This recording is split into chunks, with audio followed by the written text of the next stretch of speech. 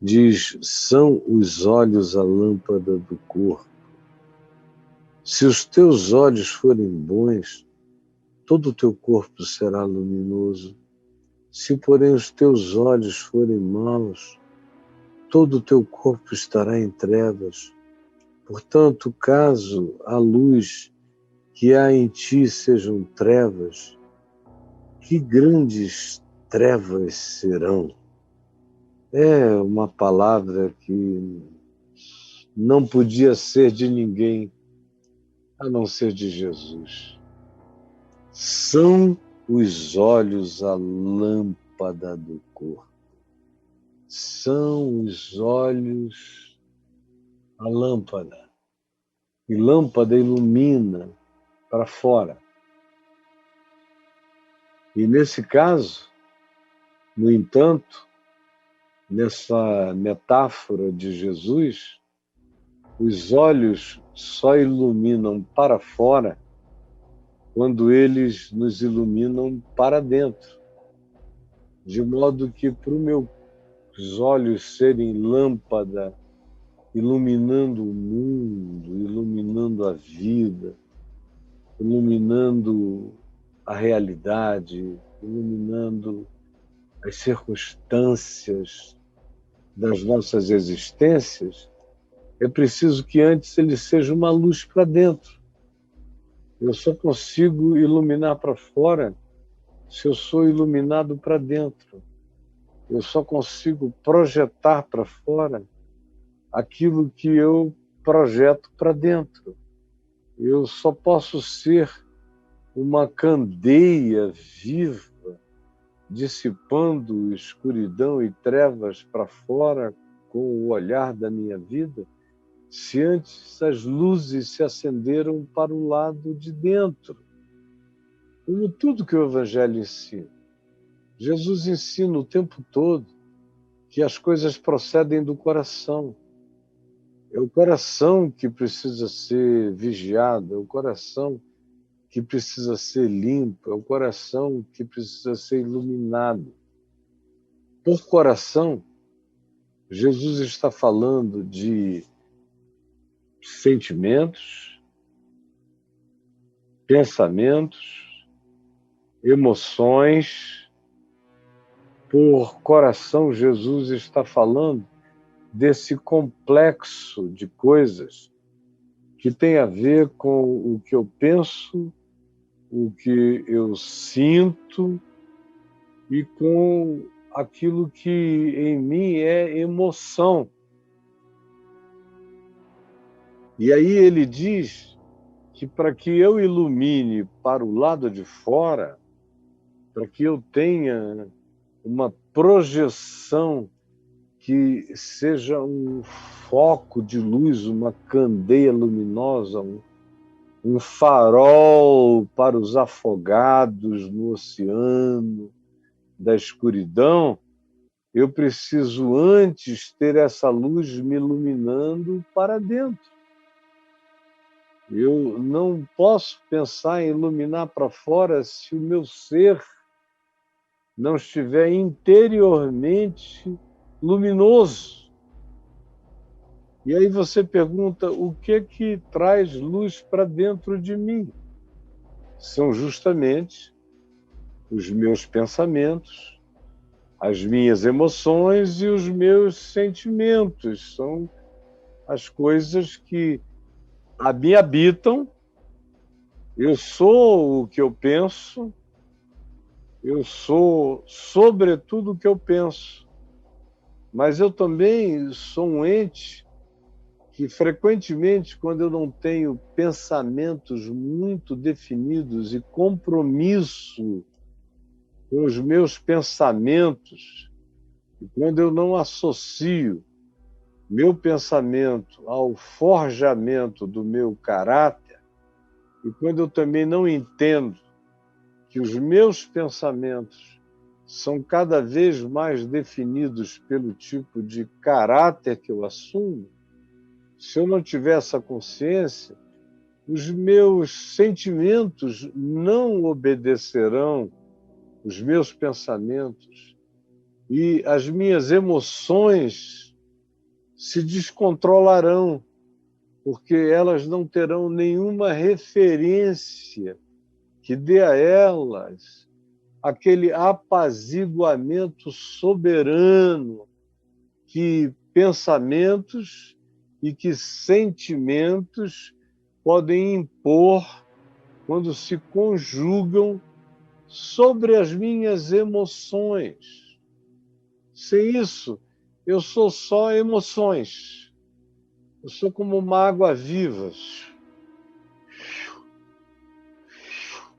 indo, sem saber para onde vai, seguindo o curso das correntes, o fluxo das marés, o que faz com que as minhas sensações não sejam como uma água viva em descontrole, é a sujeição dos meus sentimentos aos meus pensamentos e dos meus pensamentos às minhas decisões de caráter. No fim de tudo, o que define quem eu sou por dentro são escolhas. Escolhas, as escolhas, o livre-arbítrio. As escolhas estão na base de tudo que me constitui. Escolhas. Eu escolho. Você pode escolher. Qualquer um pode escolher. Aí você diz, não, para escolher, a gente tem que ter os sentimentos e os pensamentos e as emoções num estado de alinhamento, muito educados. Eu não tenho isso. Ora, você não tem porque você não escolheu ter um caráter que seja guiado por princípios. Primeiro vem a escolha dos princípios, a perseverança nos princípios, a perseverança naquilo que a minha mente chama de verdade, aquilo que no meu entendimento eu compreendi como sendo as realidades sem as quais não é possível ninguém viver de maneira equilibrada, saudável, nem com nenhum domínio próprio. Isso é o caráter, mas o caráter é feito de escolhas. Aí você pode até dizer, eu conheço pessoas que parece que nasceram com o caráter pronto. É engano seu. Existem pessoas que realmente nascem com determinados pendores. São pessoas que frequentemente a gente conhece e acerca delas a gente diz, esse menino, às vezes ainda pequeno, tem uma boa índole. Essa menina tem uma boa índole. São novinhos ainda, mas você percebe as inclinações. Algumas pessoas, de fato, parecem já nascer com inclinações melhores ou com uma certa educação intrínseca. E aí alguns deles você diz, mas também é por causa da família, do pai, da mãe, da cultura familiar. É verdade, isso ajuda imensamente a criar certos pendores, a determinar certas índoles. Todavia, existem aqueles que nasceram em ambientes de orfandade total. Existem aqueles cujo pai era um ébrio, a mãe era uma prostituta e foram abandonados sem nem bem os conhecerem, num orfanato. E logo, logo, quem está ali vendo aquela criança se desenvolver no orfanato, se indagada, diz, não, esse é um menino ainda de 2, 3 anos, mas tem uma boa índole. Ele abre mão de coisas para os outros, ele parece entender quem são os mais frágeis, os mais fracos, quem são os mais chorões, quem são os mais angustiados se não tem, e ele abre mão, e ele olha com um olhar de bondade. É estranho, mas a gente vê um olhar de uma certa bondade madura nessa criança de 2, 3 anos, criado aqui no mesmo ambiente, criada entre todos os demais. Mas ele é diferente. Existem algumas sementes nitidamente do bem que já estão ali plantadas no coração de alguém que não sabe muito ou quase nada, mas já pendeu numa direção boa. A maioria de nós, todavia, precisa da ajuda da educação, precisa de limites, precisa de controles impostos, precisa de nai, precisa de naninha, não toque aí, precisa de certas regulamentações, e vão aprendendo. E vão aprendendo a escolher, pela educação que vão obtendo, o que é o limite certo. E bem-aventurados são aqueles que fazem disso princípios para as suas próprias vidas desde muito cedo na existência. Tanto quanto existem aqueles que, criados do mesmo jeito, parecem não se dobrar a nada, não quererem admitir qualquer coisa que lhes demande submissão, compreensão, entendimento. O que a gente vê da parte desses é sempre enfrentamento, é sempre uma tentativa de contrariar, é sempre um impulso que eles liberam na direção oposta àquilo que seria a vontade projetada e ensinada de quem quer que os eduque. Você vê isso. Tanto quanto você vê aqueles que, tendo essa oportunidade de ajuda e educação, aproveitam muito bem e desenvolvem dentro de si as estruturas daquilo que virá a ser um caráter. Porque ninguém nasce com caráter, a gente vai definindo por escolhas.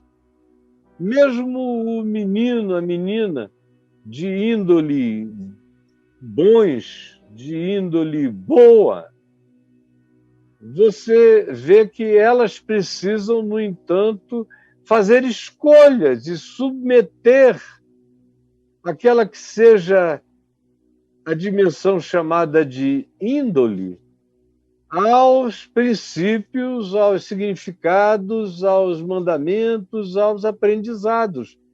É essa capacidade de se curvar ante o bem proposto e escolher o bem proposto como algo para a vida, o que forja caráter. Vai forjando caráter. E o caráter é especialmente forjado na gente quando, mesmo havendo as circunstâncias que nos digam, não, pode ir, ninguém está vendo, exerça a sua liberdade de escolher, faça o que você bem entender, a pessoa, mesmo sem fiscalização, diz não. Eu já sei o que me convém e o que não me convém. Eu sei que eu posso agora, porque ninguém está vendo. Mas eu não quero poder o que eu posso, porque eu já aprendi que não é tudo que eu posso que me convém. E eu quero me ater e me manter nas coisas que me fazem bem, que me edificam. E é de escolha em escolha, a partir de consciências como essa, que o caráter vai se desenvolvendo e vai crescendo na gente. Caráter não é magia, caráter é desenvolvimento, é escolha que começa pequeno e a gente vai optando por aquilo que nos é proposto como bem, em contrapartida ao que é mal. aquilo que nos é proposto como saudável para a vida, em detrimento e em contrapartida daquilo que é ruim para a existência. São essas escolhas que vão criando esse forjamento, que vão criando esse enrijecimento que a gente chama de caráter, que vem de característica. O caráter é o que define as minhas características, é o que define posteriormente a minha personalidade. O caráter é o que define a minha identidade.